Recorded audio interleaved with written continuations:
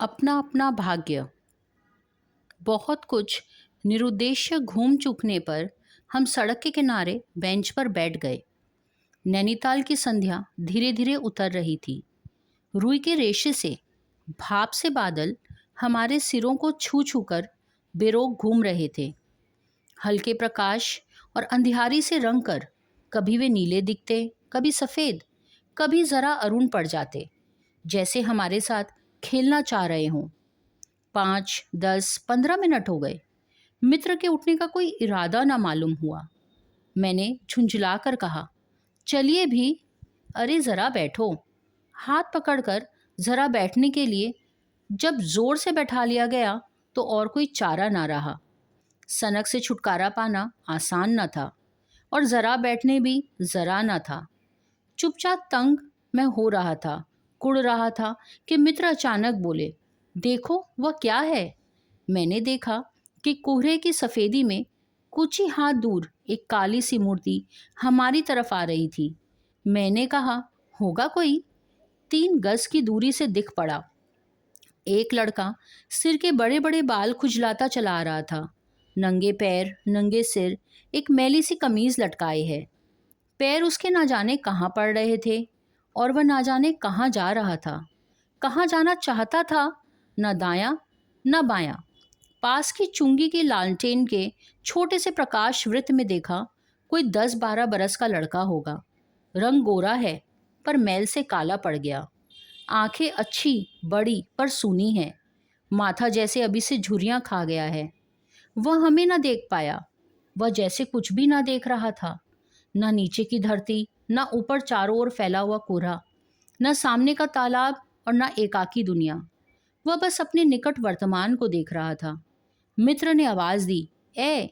उसने अपनी सूनी आंखें फाड़ दी। दुनिया सो गई, तू ही क्यों घूम रहा है। बालक मूक, फिर भी बोलता हुआ सा चेहरा लेकर खड़ा रहा। कहाँ सोएगा, यहीं कहीं। कल कहाँ सोया था, दुकान पर।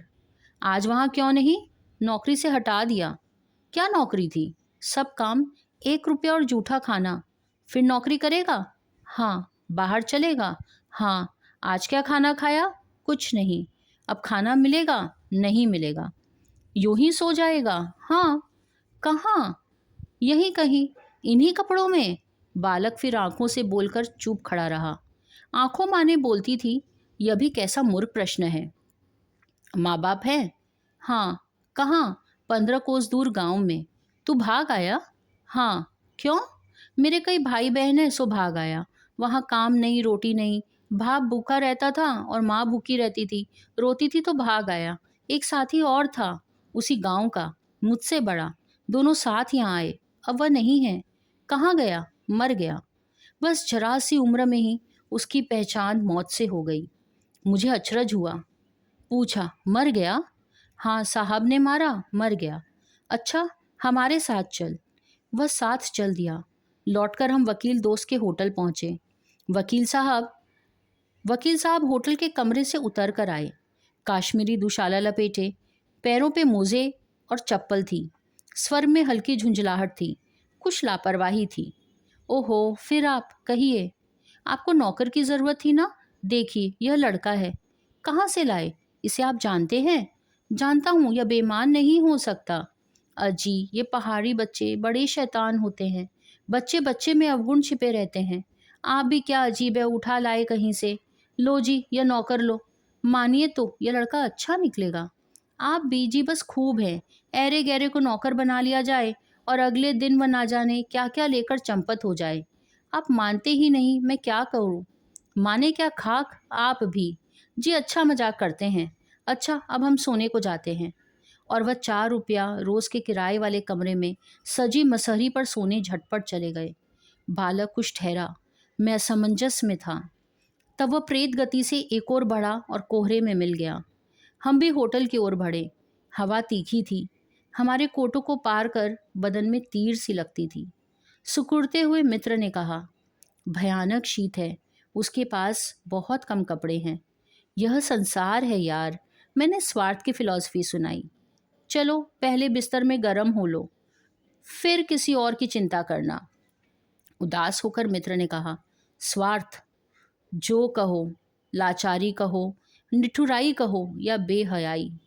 दूसरे दिन नैनीताल, स्वर्ग के किसी काले गुलाम का, पशु के दुलार का वह बेटा, वह बालक निश्चित समय पर हमारे होटल डी पब में नहीं आया। हम अपनी नैनीताल की सैर खुशी खुशी खत्म कर चलने को हुए। उस लड़के की आस लगाए बैठे रहने की जरूरत हमने ना समझी। मोटर में सवार होते ही यह समाचार मिला, पिछली रात एक पहाड़ी बालक सड़क के किनारे पेड़ के नीचे ठिठुर कर मर गया। मरने के लिए उसे वही जगह, वही 10 बरस की उम्र, वही काले छितरों की कमीज मिली। आदमियों की दुनिया ने बस यही उपहार उसके लिए छोड़ा था।